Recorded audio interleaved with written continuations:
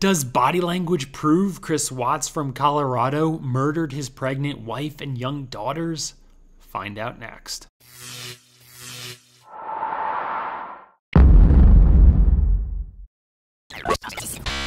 Welcome back to the channel.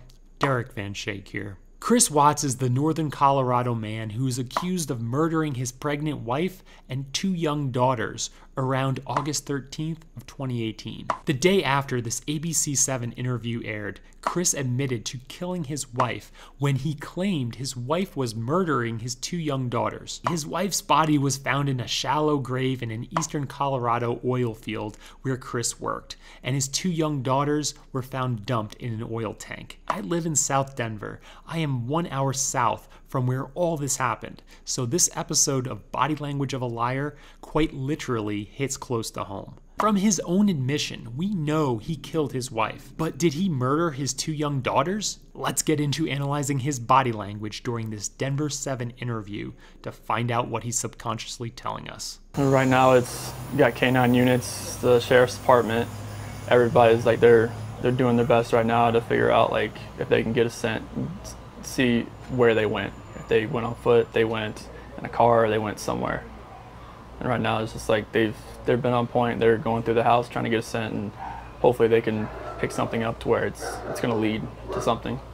As of this interview, he didn't admit any wrongdoing, and at this point, it was just a missing persons case. It wasn't until the next day did he admit to killing his wife when he said she was killing his daughters. He is crossing his arms as possibly a defense mechanism against the interviewer and the questions that are being asked, but that could easily be perceived during this interview as self-comforting body holds since his family is missing. What happened?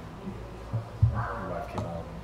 Tell me what's... She came home from the airport 2 a.m. and I left around 5:15. She was still here, and like about 12:10 in that afternoon, her friend Nicole showed up at the door. Like I had texted Shannan a few times that day, called her, say but she never got back to me. But she wasn't getting back to any of her people as well, and that's what really concerned a lot of people. You'll notice throughout this interview that he's a pretty convincing liar due to his strong eye contact, having his story straight, and very little nervous fidgeting. This is difficult to pull off because all parts of his alibi must fit perfectly in the evidence found and the stories of others. It's also difficult to convincingly describe that completely fabricated alternate reality. However, as we'll see, he made several slip-ups along the way. It's like if she's not getting back to her, like if she doesn't get back to me, that's fine. Like she gets busy during the day, but she didn't get back to her people, which was very concerning. And Nicole called me when she was at the door, and that's when I came home. And then walked in the house and nothing has vanished. Nothing was here. Another major misstep in his cover-up that we'll see throughout this Denver 7 interview is his lack of emotion. His pregnant wife and both of his daughters are dead, and keep in mind that he knows all of this during this interview. If what he claims is true, where his wife actually murdered his 2 daughters, why wouldn't he be at least a little emotional? Think how you would feel if 2 days earlier you watched 2 of your closest family members get murdered right in front of you. Keep that in mind as we go through the rest of this interview. I mean, she wasn't here. The kids weren't here. Nope, nobody was here. What's your wife's name? Shannan, S-H-A-N-A-N-N. What's your kids? Bella and Celeste. How do you spell Celeste? C-E-L-E-S-T-E. How old are your daughters? 4, Bella's 4, Celeste is 3. A person's name is their most personal possession. Say 2 of your closest loved ones' names out loud right now. What came flooding in your mind? Likely an image of their face and your feelings of love you have for them. He just said his dead children's names without 1 tear or 1 glassy eye. Do you think she just took off? Do you think? I mean, right now I don't even want to just like throw anything out there. Like, I hope that she's somewhere safe right now and with the kids. But I mean, could she just taken off? I don't know. But if somebody has her and they're not safe, like I want them back now. This should have been a red flag that something was up with him, because he's talking about how his family could possibly be kidnapped, yet no real emotion. He's not really showing any physical signs of emotion, even though all his children are actually dead, and he knows this right now. Like that's what's in my head. Like if they're safe right now, they're gonna come back. But if they're not safe right now, that's the not knowing part. Like if they're not safe, last night I had every light in the house on. But listen to what he starts to explain in great detail. I was hoping that I would just ran over by the kids running in the door and just like barrel rushing me, but it didn't happen. And it was just a traumatic night trying to be here. I'm gonna ask some kind of tough questions. Your relationship with the kids. Yeah, my kids are my life. I mean, those smiles light up my life. And there's like, I mean, last night, like during when they usually eat dinner, it was just like I missed them. Like, I mean, I missed telling them, hey, you got to eat that, or you're not gonna get your dessert, and just like you're not gonna get your snack after. I missed that. Like I missed them, cuddle up on their couches. They have like a Minnie Mouse couch and a Sophia couch that they cuddle up on and watch, Bubble Guppies or something. And it was just like, it was tearing me apart last night, and I needed that. I needed that last night, and for nobody to be here last night and to go into their rooms and know that I wasn't going to turn the rain machines on, and I know that I wasn't going to turn their monitor on, and know I wasn't going to kiss them to bed tonight. That's why last night was just horrible. I couldn't do it. This is incongruency. He's telling the interviewer all the things he misses about his children, but doesn't show any notable emotion. Remember, he knows they're dead. He likely doesn't miss his children. I want everybody to just come home. Like wherever they're at, come home.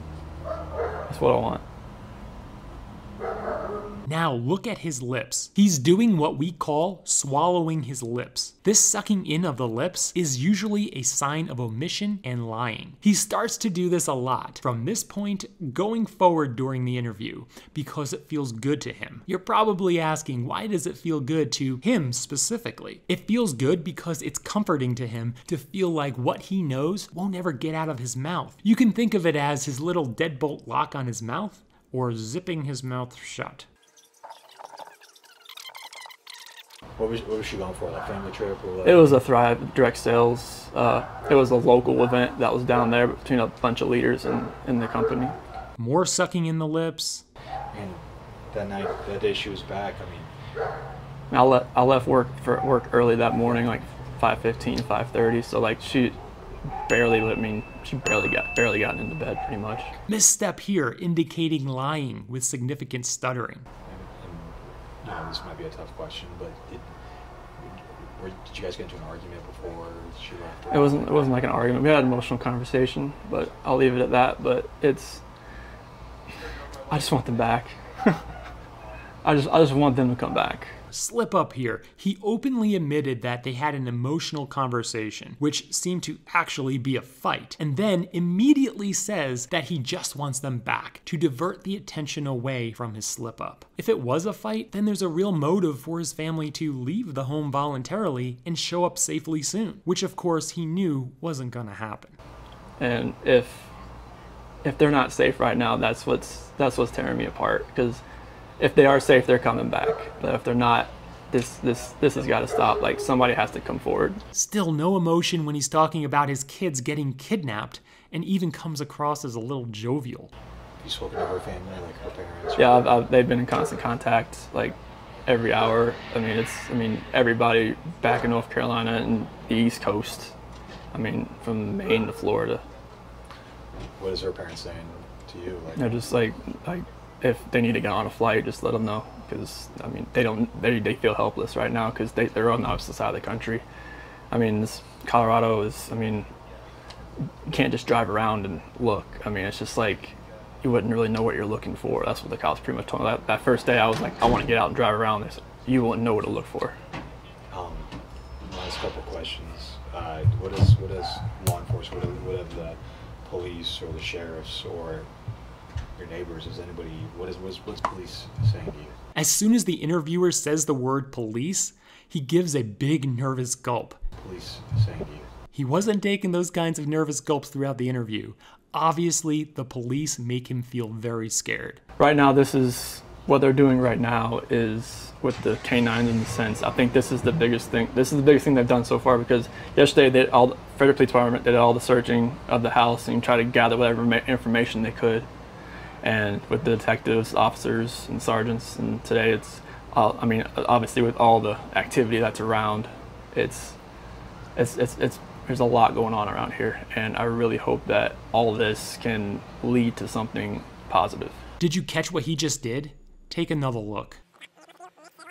And I really hope that all this can lead to something positive. He pulled back his mouth when he said lead, in an eek expression, in a sign of nervousness regarding the outcome of the investigation. Makes sense because he's thinking he hid the bodies where he works, so that's not going to look good for him if they're found. What did your neighbors, did they see anything? Did your neighbors see anything? No, like the police department went door to door asking, like, cameras and everything, just like nothing.